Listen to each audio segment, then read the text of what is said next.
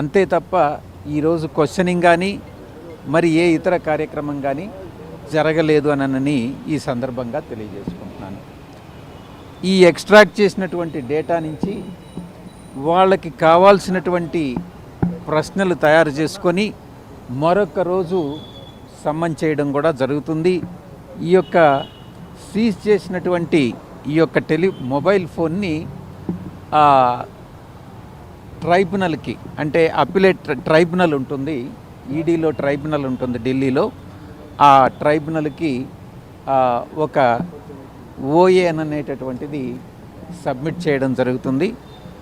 అక్కడ ట్రైబ్యునల్ నుంచి మనకు సమ్మన్స్ ఇవ్వడం జరుగుతుంది. మనకి ఏదైనా అబ్జెక్షన్స్ ఉంటే ఆ యొక్క ప్రొవిజనల్ ఆర్డర్ మీద మనం ట్రైబ్యునల్కి అబ్జెక్షన్ ఢిల్లీ ట్రైబ్యునల్కి తెలియజేసుకోవచ్చు. ఇది ప్రొసీజర్. ఎగ్జామినేషన్ ఏమి లేదమ్మా, ఈరోజు క్వశ్చనింగ్ ఏమి లేదు. సింపుల్గా డేటా అంతా కూడా కాపీ చేసుకొని ట్రాన్స్ఫర్ వాళ్ళ మాస్టర్ ఫైల్కి ట్రాన్స్ఫర్ చేసుకోవడం జరిగింది. ఓన్లీ ట్రాన్స్ఫర్ చేసుకోవడం తప్ప అందులో దాంట్లో ఏముంటుంది? ఏదో ట్వీట్స్ పెట్టిన డ్రాఫ్ట్ ట్వీట్స్ మళ్ళీ మాడిఫై చేసుకున్నవి, లేకుంటే ఏదైనా పొలిటికల్ స్పీచెస్ ఇలాంటివి ఉండాల్సిందే. వాళ్ళకి సంబంధించిన రిలవెంట్ ఇన్ఫర్మేషన్ ఏదైనా ఉంటుందేమో అన్నటువంటి ఉద్దేశంతో ఫోన్ను సీజ్ చేయడం జరిగింది. గతంలో మీరు ఇచ్చిన స్టేట్మెంట్ ఆధారంగా కొంతమంది నోటీసులు వచ్చి కూడా విచారిస్తున్నారు. వాళ్ళేమో మాకు సంబంధం లేదు, కావాలి మా పేరు చెప్పారని వాళ్ళు అంటారు. నేను ఎవరి పేరు చెప్పలేదు, నేను చెప్పను కూడా. నేను చెప్పిందంతా ఒకటే ఒక మాట.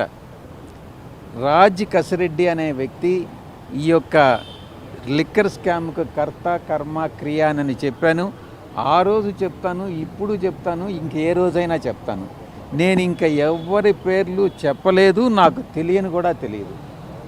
సార్, మీరు అంటే ఈ సమావేశాలు అంటే లిక్కర్ పాలసీ రూపకల్పనలో నా కన్సర్న్లోనే ఒక 3 times జరిగిందన్నారు. ఆ సమయంలో ఏమేమి జరిగింది, ఎవరెవరు ఉన్నారనేటువంటి పాత్రకు సంబంధించి ఏమన్నా? అది ఏబిఎన్ రూపకల్పన అంటే కానీ నేనేం చేయలేను. మామూలుగా రాధాకృష్ణ గారు ఇలాంటివి ఊహాజనితమైనటువంటి ప్రశ్నలు వేస్తుంటారు.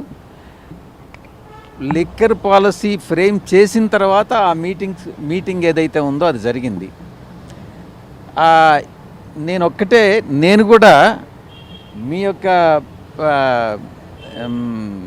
దీనిలో మీడియాలో ఎంటర్ కావాలనుకుంటున్నా. అలాంటప్పుడు నన్నెందుకు ఈరోజు మళ్ళీ మిమ్మల్ని మీడియానే దూషించేటట్టు చేస్తే నన్ను నేను దూషించుకున్నట్టు అవుతుంది. అంటే ఈ లిక్కర్ స్కామ్లో ఇప్పటి వరకు మీరు ఒక్కరు మాత్రమే పేరుగా ఏం జరిగిందని చెప్తున్నారు, మిగిలిన వాళ్ళు నాకు సంబంధం లేదని కానీ లేకుంటే మమ్మల్ని ఇరికిచ్చారని చెప్తున్నారు. కానీ మీ విషయంలో మాత్రమే ఇటు వైసీపీ వాళ్ళు కూడా కొంత క్వశ్చన్ చేస్తున్నటువంటి టార్గెట్ చేసి సోషల్ మీడియాలో ట్రోల్ చేస్తున్నారు. ఎవరు ఏం టార్గెట్ చేసి ఏం ట్రోల్ చేసుకున్నా నేను భయపడేటటువంటి వ్యక్తిని కాదు. భగవంతుడికి తెలుసు. ఆ వెంకటేశ్వర స్వామి సాక్షిగా నేను ఒక్కటే చెప్తా, నేను తప్పు చెయ్యలేదు. లిక్కర్ స్కామ్లో నాకు సంబంధం లేదు. నేను ఎవరి పేర్లు చెప్పలేదు. దీనికంతా రాజ్ కసిరెడ్డి అనేటటువంటి వ్యక్తి మాత్రమే ఏం జరిగింది, ఎలా జరిగింది అన్నటువంటిది చెప్పగలడు అన్నటువంటి విషయాన్ని మాత్రమే నేను అటు సిట్ అధికారులకు కానీ ఈడీ అధికారులకు కానీ చెప్పడం జరిగింది. పాత్ర లేదంటున్నారు, కానీ ఏపీ ప్రభుత్వం ఏమో మిమ్మల్ని నిందితుడిగా చేర్చారు ఆ కేసులో. చంద్రబాబు నాయుడు గారి ప్రభుత్వం కూడా ఒక ప్రభుత్వమేనా? ప్రభుత్వం అంటే సార్వభౌమాధికారం కలిగినటువంటి ఒక గవర్నమెంట్ని ప్రభుత్వం అంటారు. అది ఒక కుటుంబ పాలనలో నడుస్తూ ఉంది. ఆయన కుమారుడు లోకేష్. ఈరోజు ప్రభుత్వం అన్నది ఎక్కడైనా ఉంది?